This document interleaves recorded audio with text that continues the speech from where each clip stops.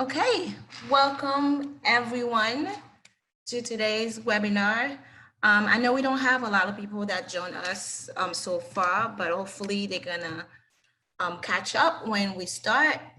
Um, so I'm just gonna briefly talk about PSS, and I know most of you that's here, you already know about PSS, but just to go overview of what we do and then who we have today as our presenter. Today, we're going to talk about the role of occupational and physical therapy in Alzheimer's disease with Dr. Ashwini Rao. Did I pronounce it right, doctor? Yeah, that's correct. Okay. Okay. The doctor is an occupational therapist with doctoral and postdoctoral training in movement science. He has over 20 years of clinical experience with a focus of rehabilitation in neurological disorders. Dr. Rao's research aims to develop quantitative and clinical methods to examine motor dysfunction and neurodegenerative disorders, understanding motor control mechanism and underlying motor dysfunction in order to design and test novel rehabilitation strategies. I think I got it right. And of course, with PSS, most of you know, we are funded in 1962. We are a multi-service agency who has for mission to strengthen the capacity of all the New Yorker and their family to thrive. With our PSS Live University, we offer a lot of educational training and programming, such as our webinars online. We also has a PSS Circle of Care program where it's offer services to care to those caring for someone who's frail, chronically ill, or has a memory loss issues.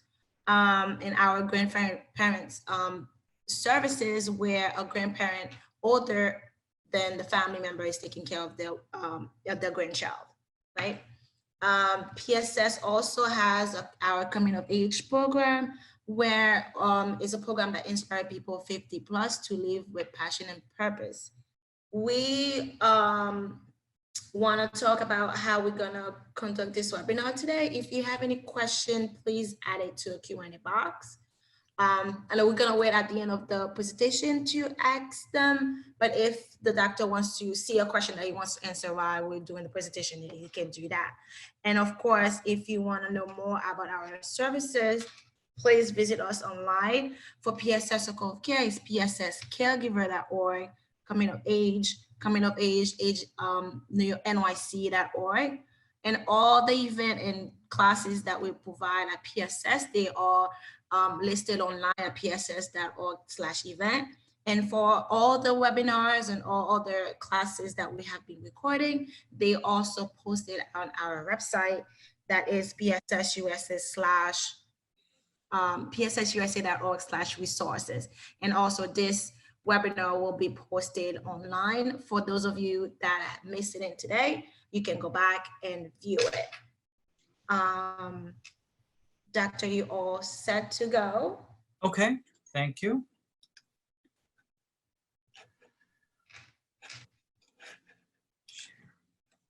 Okay, thank you for inviting me to present this webinar.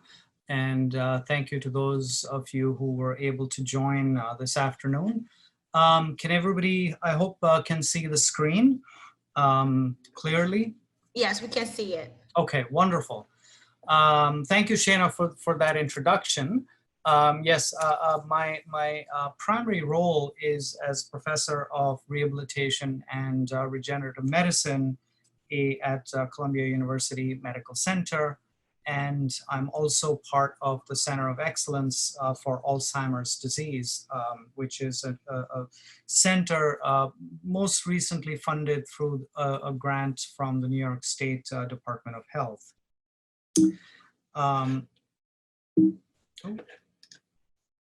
Okay. All right. So the outline for my talk is as follows. What I'm going to do is provide a brief background. We'll look at a scenario, and look at the cognitive demands of daily life, just to get a sense of the fact that in our daily life, what we do can have fairly significant demands to our cognitive system. I'll give a very brief background on dementia, but most of the time I'm going to focus on the other questions, which are how common are balance and mobility problems in people with dementia? Then what particular balance and mobility problems are seen in people with dementia? And then we're going to look at some of the factors that lead to falls. And finally, we'll discuss the role of physical and occupational therapy and look at the science and ask what the science tells us about physical and occupational therapy. And towards the end, I've left enough time for questions. I must apologize. My office is right across the emergency department of New York Presbyterian. So from time to time, we might hear ambulances coming in or out of the bay. Okay, so background. I just want us to begin by imagining these scenarios. The first is a very simple, straightforward scenario. And this is something that we do many times in the day. So imagine walking down an empty, well-lit hallway in your home. We might think that this is actually not a very complex task. Now, imagine the second scenario. We're walking from your kitchen to your dining table, carrying a pot of hot food in your hand, while walking over throw rugs that are placed on the floor. Now, again, this has some shared elements to the first scenario. We're walking. In addition, we're carrying a pot of hot food and also trying to walk over throw rugs on the floor. Now imagine a third scenario. Walking on a busy street while carrying a cup of coffee in one hand, your mobile phone in the other hand, a bag on your shoulder, and negotiating several people walking at different speeds, people walking with their dogs. And this is something that happens every day out on any sidewalk in New York City. So if I was to reorder these scenarios from simple to complex in terms of the cognitive demand that they present, we would see that walking down an empty, well-lit hallway, which is at the bottom, is relatively low cognitive demand. And on the other hand, walking on a busy street while doing multiple things can be fairly complex in terms of the cognitive demands that it places on our system. So the point is that our everyday life has a range of cognitive demands, and sometimes we take even simple tasks like walking in an empty hallway for granted. And those are sometimes what become challenging for people with different forms of dementia. So as you all know, dementia is increasingly common. The World Health Organization estimates that a large percentage of older people above the age of 65 worldwide, the frequency or prevalence of dementia is going to increase. The most common forms of dementia, of course, include Alzheimer's disease, which is the most common form of dementia. It can also include vascular dementia or different types of Lewy body dementias, including Parkinson's disease dementia. And approximately at any given time, there are about 5 million people in the US diagnosed with Alzheimer's disease. So what we most commonly hear about Alzheimer's disease is that people with Alzheimer's disease tend to have problems with memory. They're forgetful. They have problems with executive function. So their judgment may be impaired, their decision-making may be impaired. What is not so commonly discussed is that people with Alzheimer's disease also have problems with mobility. So for instance, people may have reduced speed during walking. They may walk with shorter steps, and their stepping pattern may be more irregular. And equally importantly, again, referring back to the simple scenarios that we discussed, mobility is more impaired when performing simultaneous cognitive or manual tasks while walking during mobility. So even though the cognitive symptoms are the more recognized symptoms in Alzheimer's disease, we see that mobility problems are also fairly common. So that brings the next question up, which is how common are balance and mobility problems? Well, there have been a couple of studies on this specific question, and in general, what we have seen is that up to 40% of people with Alzheimer's disease report some kind of balance or mobility problem. For dementia with Lewy bodies or vascular dementia, that number is much higher. It's so 75% or greater will report problems with mobility and balance. One of the unfortunate consequences of balance and mobility problems are falls.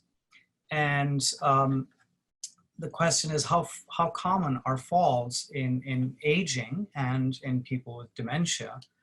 So for people who are aging without any other dementia-related factors, we know that approximately 30% of people above the age of 65 experience at least one fall per year. When we look at people above the age of 80, that percentage goes up to 50%. So almost half the people above the age of 80 will experience a fall in any given year. Now, those numbers tend to go up when we think of people with dementia. So when we consider all factors that contribute to dementia, we see that about 60% people may report having falls in a given year. The specific number for Alzheimer's disease is a little lower. It's about 25 to 40%. So what are the specific problems in balance and mobility for people with dementia? In terms of assessment of balance, typically physical and occupational therapists are the ones who conduct an assessment of both balance and mobility. And we might perform simple maneuvers such as standing, just regular standing in a normal stance, or we may ask people to stand with their feet together. We may ask people to stand with one step in front of the other, semi-tandem, we call it. We might ask people to stand with the heel to toe stance, which is one foot in front of the other, directly in front of the other, and that we call tandem stance. Or we may ask them to stand on one foot, either the right foot or the left foot. And when we do these simple maneuvers, what we see is that as we narrow the support base, balance becomes more challenged. So people tend to demonstrate the fact that standing with feet together is a little easier than standing with one foot in front of the other, which is a little easier than standing heel to toe or standing in tandem stance, which is a little easier while standing on one foot. So in each case, the support base is reduced. And what we see is that as the support base is reduced, balance becomes more compromised. Within each of these conditions, standing with feet together, 2 all the way down to standing on 1 foot, we see that when we ask people to stand with eyes closed, balance becomes worse. So not only does the support base make a difference to balance, but when vision is taken away, then balance becomes worse. In terms of mobility assessment, one of the most common tests that we used is simply called the timed up and go or tug test. It's a simple test where we ask subjects to get up from the chair, walk about 10 feet or 3 meters, turn around, walk back, and take a seat at their regular, comfortable speed. And sometimes we do this with a secondary task. We ask people to do some simple arithmetic, or we ask them to do this task while holding a cup of water. And we measure the time that it takes people to complete this task. Now, when we do this kind of task, what we generally see is that people with dementia demonstrate a slow speed of walking. Their steps tend to be shorter.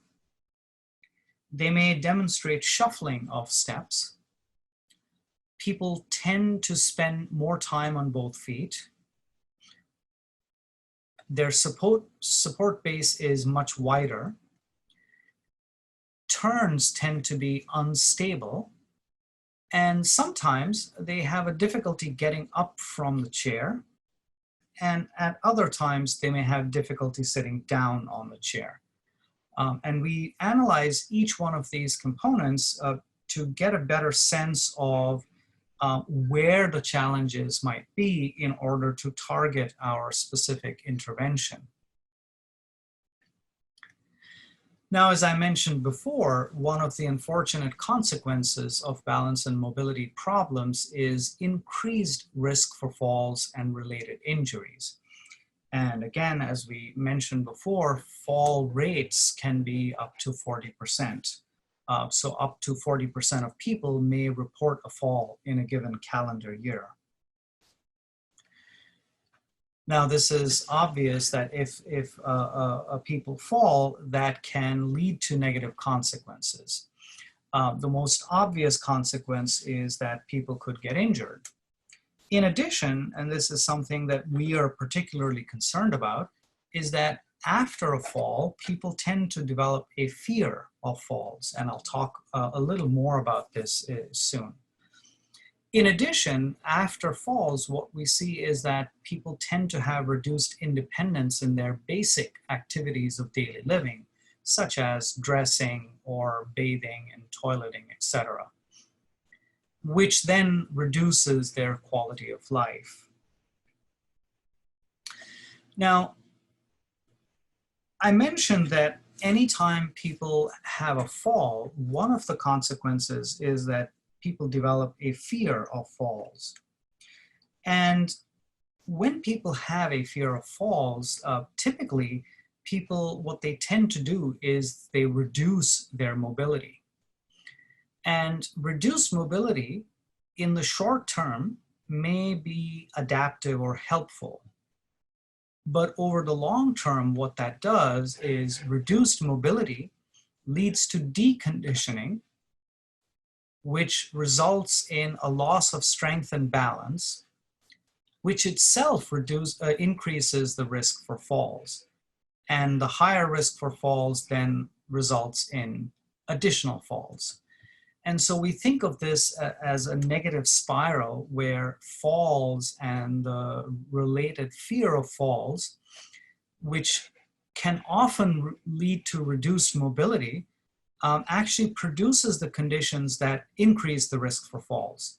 So one of the most important roles that physical and occupational therapists play is to make sure that we break this negative spiral And even though people tend to be fearful of mobility, our goal is to improve their mobility, improve strength and balance in order to prevent any future falls.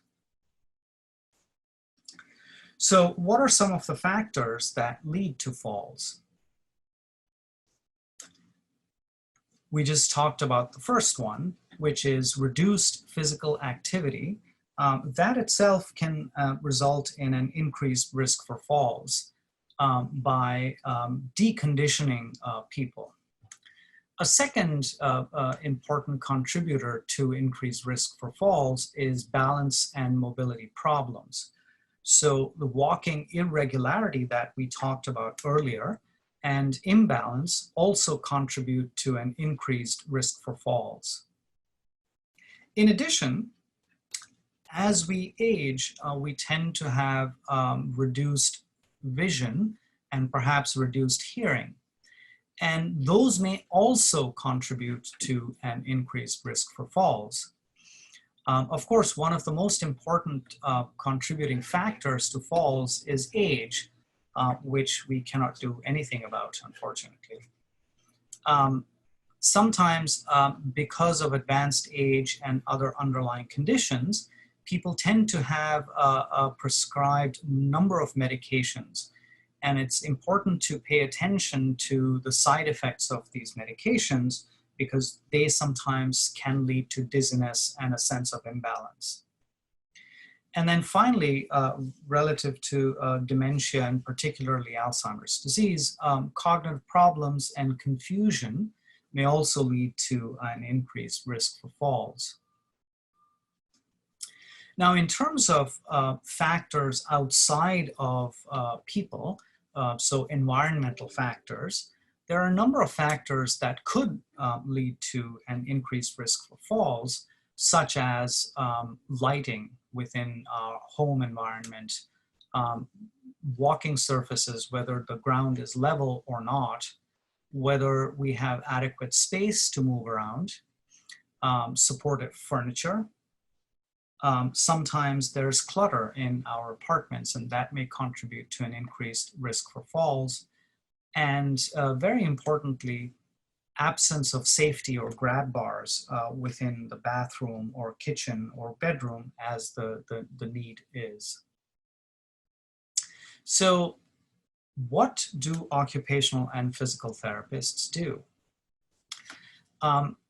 Typically, occupational therapists perform an assessment of limitations in day-to-day functional activities. Often, occupational therapists perform an assessment of home safety, sometimes with a social worker. They help people with independence in basic activities of daily living, and they help to improve home safety. Physical therapists, on the other hand, tend to focus on assessment of balance and gait, assessment of strength, and prescription of an exercise program to improve balance and gait and strength. So what are some of the recommendations?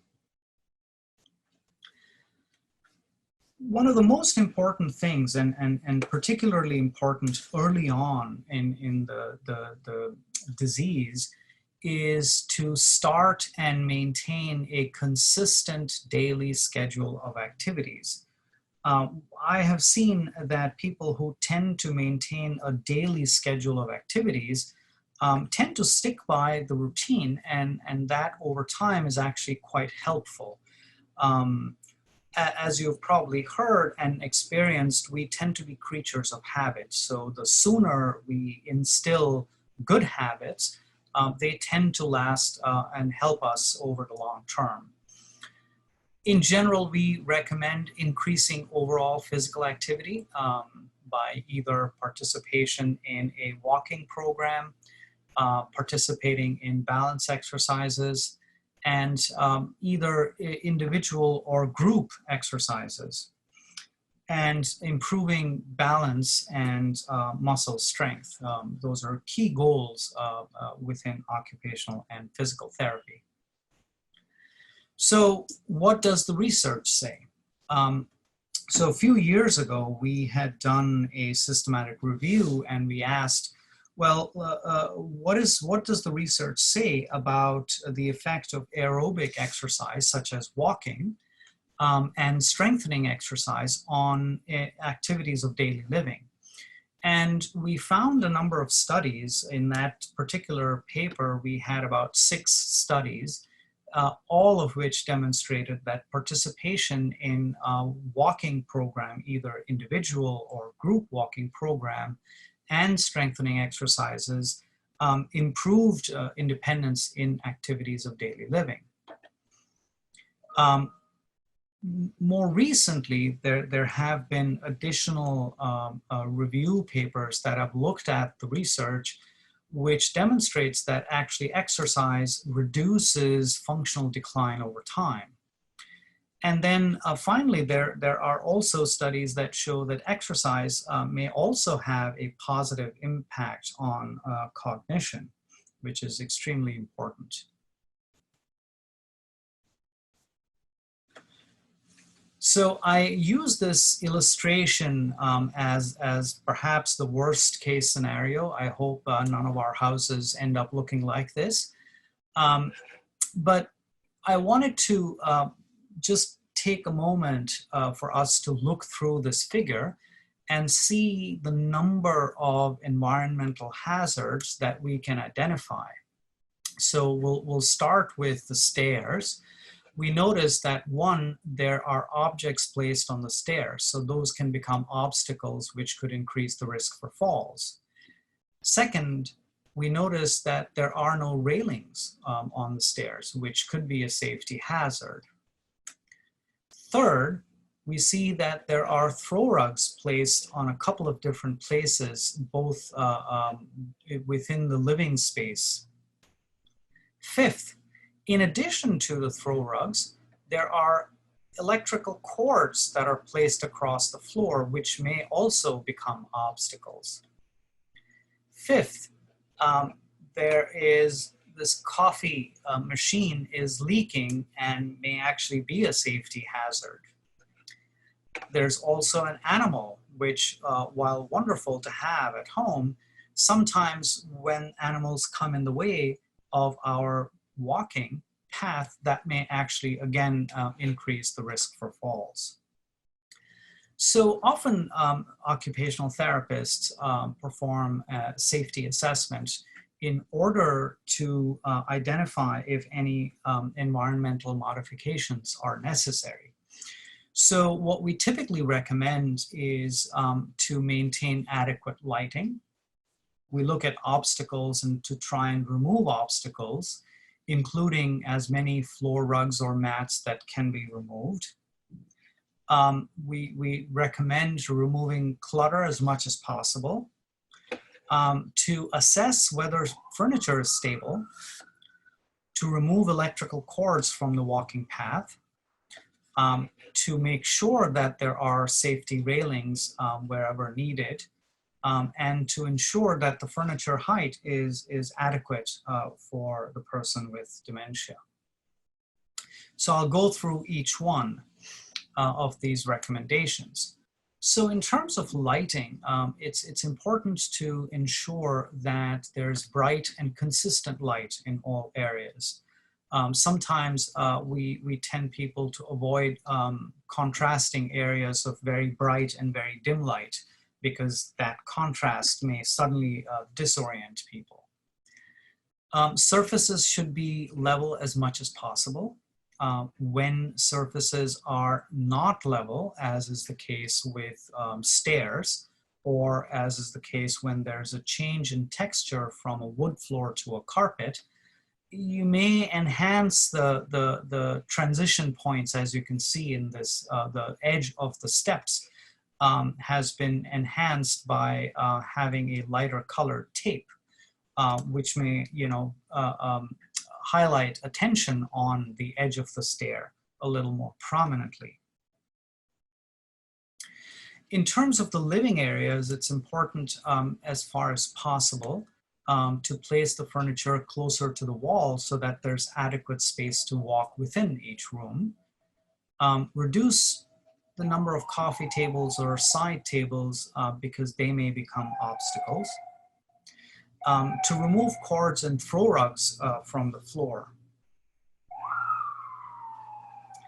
Again, within the bedroom areas of the home, it's important to try and place the bed next to the wall and to ensure that bed frames are stable.